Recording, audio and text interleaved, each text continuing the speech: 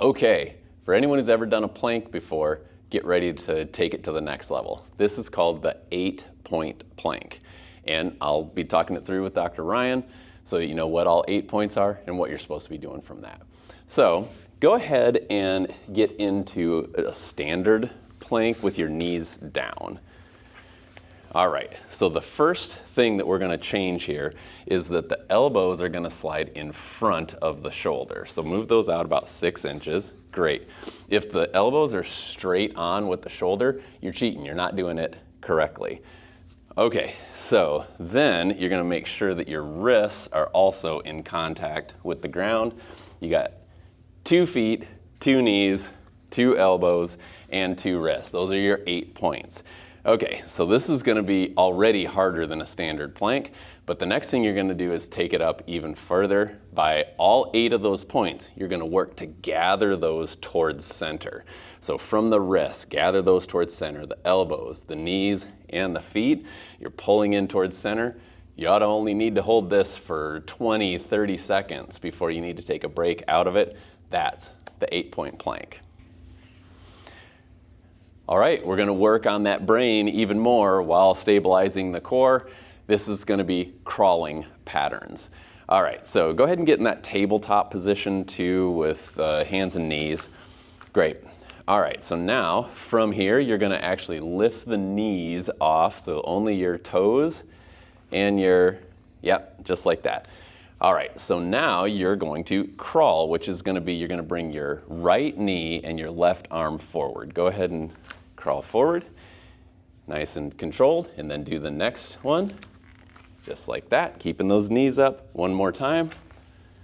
Great, now let's go backwards. And again, and again. Great, you can relax. Okay, for you at home, if you can't do it with the knees raised, just go ahead and crawl with your knees down, getting that pattern of movement forward and, importantly, backwards is really going to stimulate your neurologic development that you need. All right, next we are gonna do the lunging founders exercise. So Dr. Grier, I'm gonna have you stand in a lunge position. So pick one foot, bring it forward here. So slightly bent at the knee.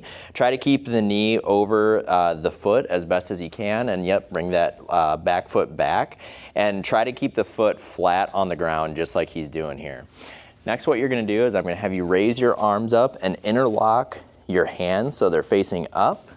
And then I'm gonna have you bend over the leg that's lunging forward. Now you should feel a nice deep stretch through this side over here that you're lunging away from. And we're gonna hold that for 10 seconds. And then we're gonna come back towards center and then step out of that lunge position. I'll have you do the same thing on the other side. Good, go ahead and bring the hands all the way up, interlace the fingers, and then lean over the side that you're lunging on. And again, you should get a nice big stretch through this area here. We'll hold that for 10 seconds and then come all the way back to neutral. Now the second part of this, go ahead and come back to normal stance. The second part of this, we're gonna incorporate heel lifts with it. So go ahead and get in that lunge stance like you were before. And same thing, hands over and then lean over the side you're lunging on. Now this time we're gonna do 10 heel lifts with the back. So with the back foot, lift your heel off the ground, driving forward. You'll feel a squeeze in your calf. And we'll do 10 repetitions with that.